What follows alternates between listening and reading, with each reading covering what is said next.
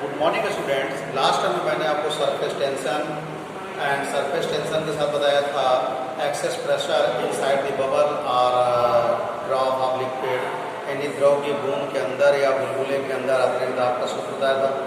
आज डिस्कस करते हैं बेटा हम एंगल ऑफ कांटेक्ट, यानी कि कांटेक्ट एंगल यानी कि स्पर्श कोण क्या होता है।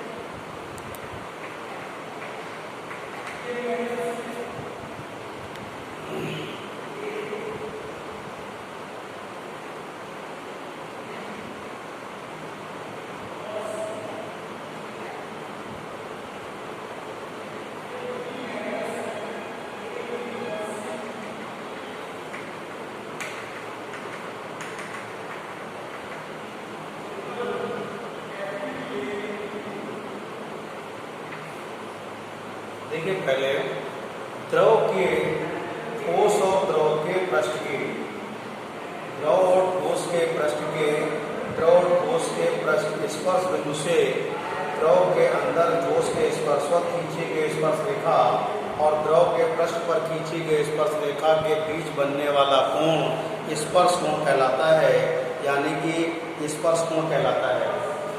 ठोस और द्रव के स्पर्श बिंदु से द्रव और ठोस के स्पर्श बिंदु से ठोस के स्पर्शवत द्रव के अंदर खींची गई स्पर्श रेखा और ठोस के और द्रव के पृष्ठ पर खींची गई स्पर्श रेखा के बीच बनने वाला कोण स्पर्श कोण कहलाता है।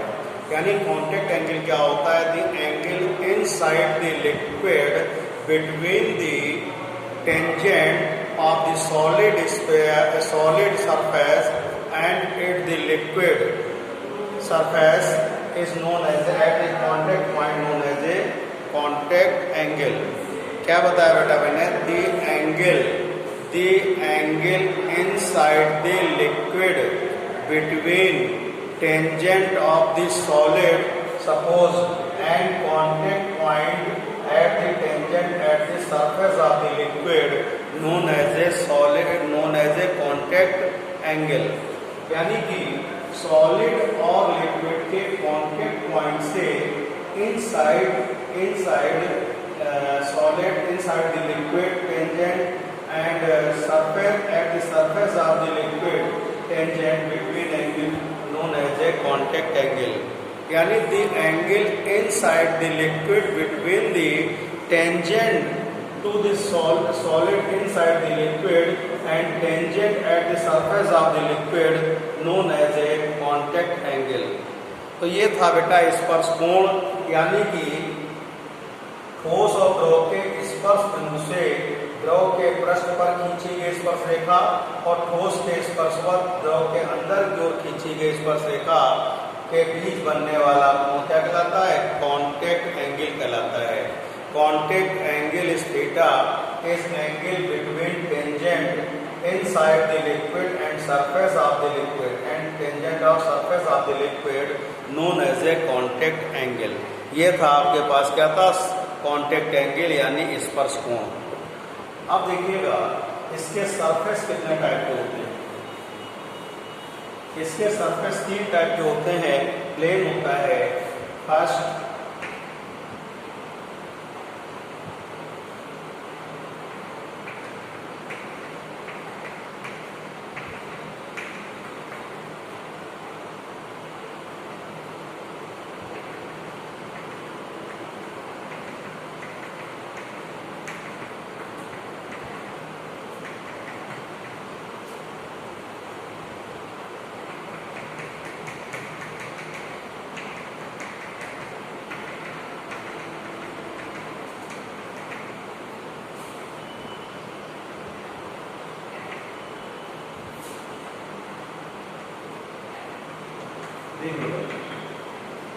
ये प्लेन सरफेस है, ये कॉन्वेक्स और ये है कॉनकेव, यानी कि आउटर क्रस्ट।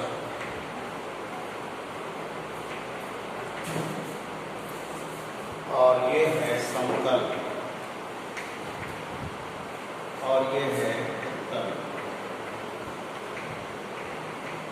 देखिए द्रव के पृष्ठ पर उपस्थित अणुओं के मध्य लगने वाला परिणामी बल अगर क्या होता है, शून्य होता है, परिणामी बल क्या होता है, शून्य होता है, तो इसका सरफेस कैसा होता है, पृष्ठ कैसा होता है, समतल होता है।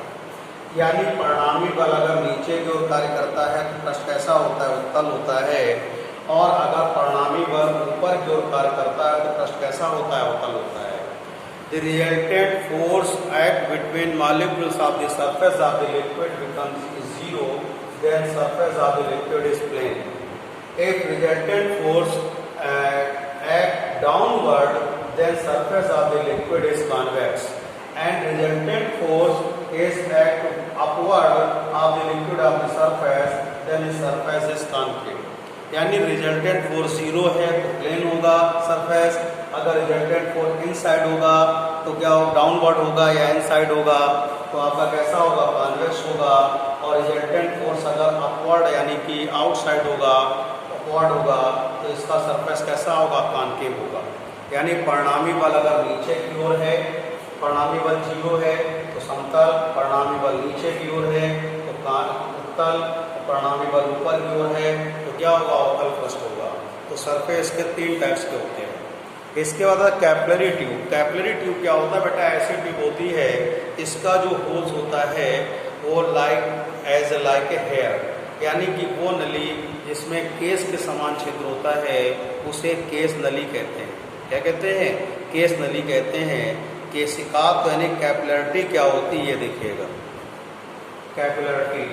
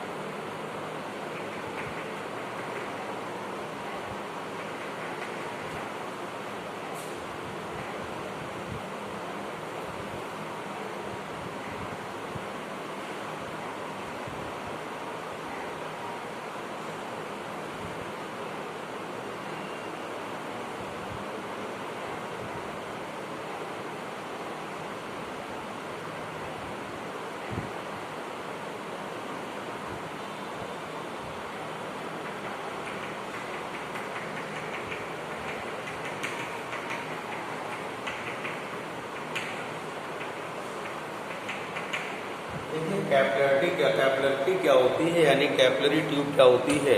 कैपिलरिटी यानी पहले समझिए केशिका होता क्या है।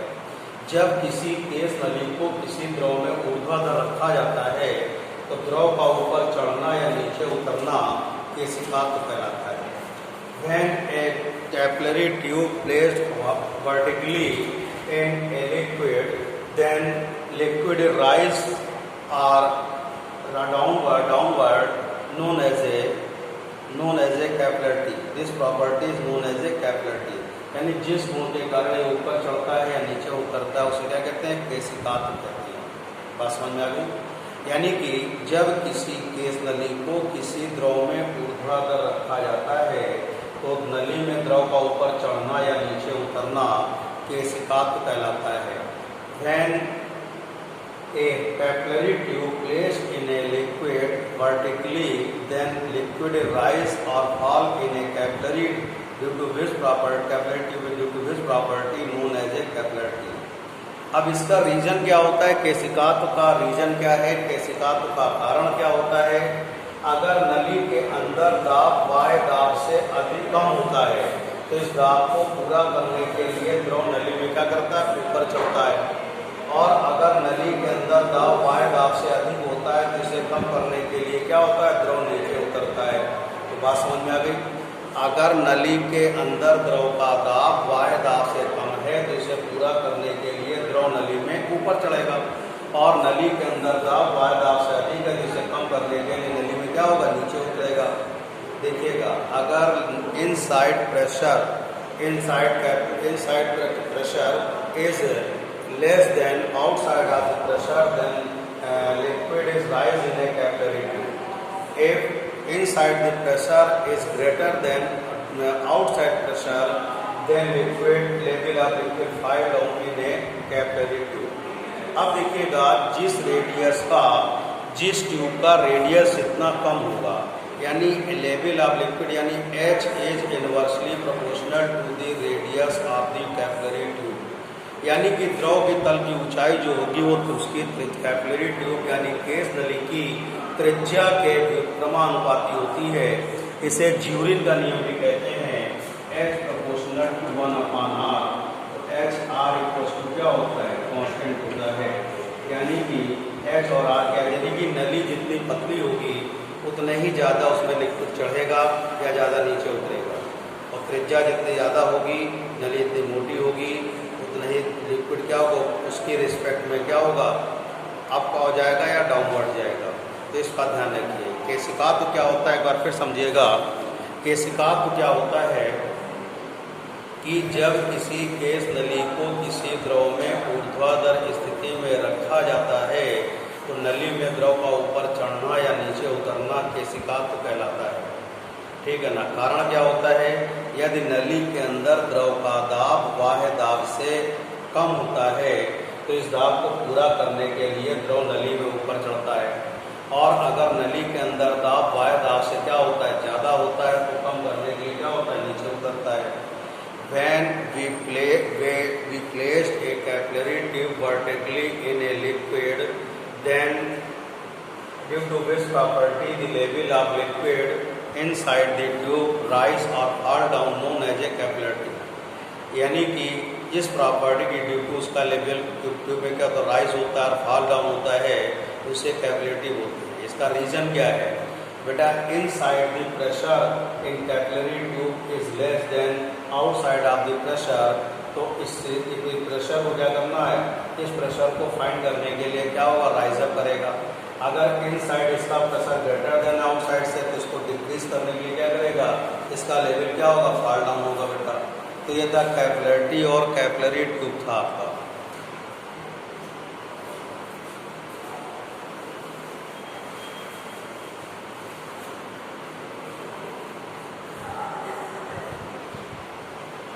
देखिए बेटा, एसेंट फार्मूला यानी केशिका उन्नयन विधि से प्रश्न का फार्मूला एसेंट फार्मूला कहते हैं।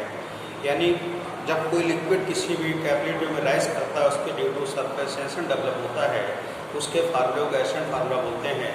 यानी केशिका उन्नयन विधि द्वारा प्रश्न का व्यंजन।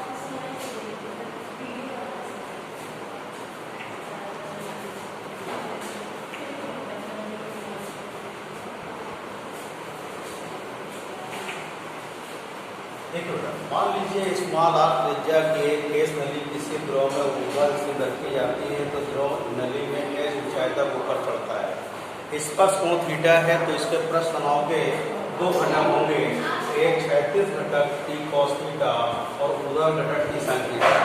इसका जो क्षैतिज घटक है वो ऊर्ध्वाधर ऊपर की ओर कार्य करेगा और ऊर्ध्वाधर घटक जो है टी साइन थीटा है ये सभी दिशाओं में समान रूप से कार्य करेगा। तो समान रूप से कार्य करने के कारण क्या होगा, निरस्त हो जाएगा। और जो इसका क्षैतिज घटक है इसके ड्यू टू जो फोर्स डेवलप होगा यानी बल जो बने उत्पन्न होगा वो नली में चढ़े हुए द्रव के भार को क्या करेगा, संतुलित करेगा।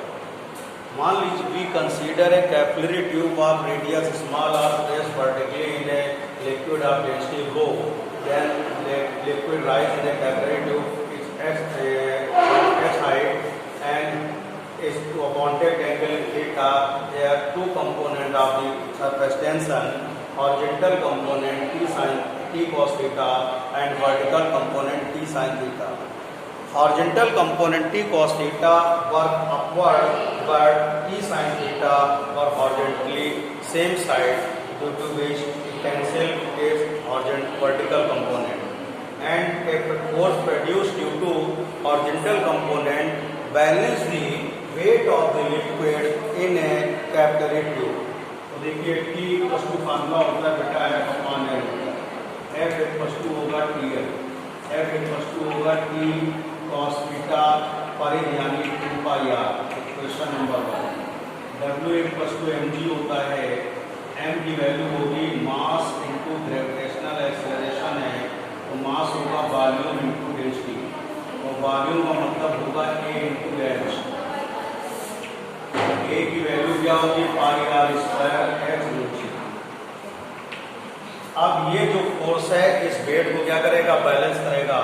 तो यहाँ से आप करेंगे F equal to W equation third T cos theta into 2 pi R equal to pi R square H नीचे। तो यहाँ से देखिएगा एक पाई आर से आर कैंसिल, पाई से pi cancel, T equal to आएगा H rho G R upon 2 cos theta. ये आपका आ गया एसेंट फार्मूला आ गया, यानी कि इसका हमने विधि से प्रश्न तनाव का व्यंजक आ गया। इतनी बात क्लियर हो गई बेटा।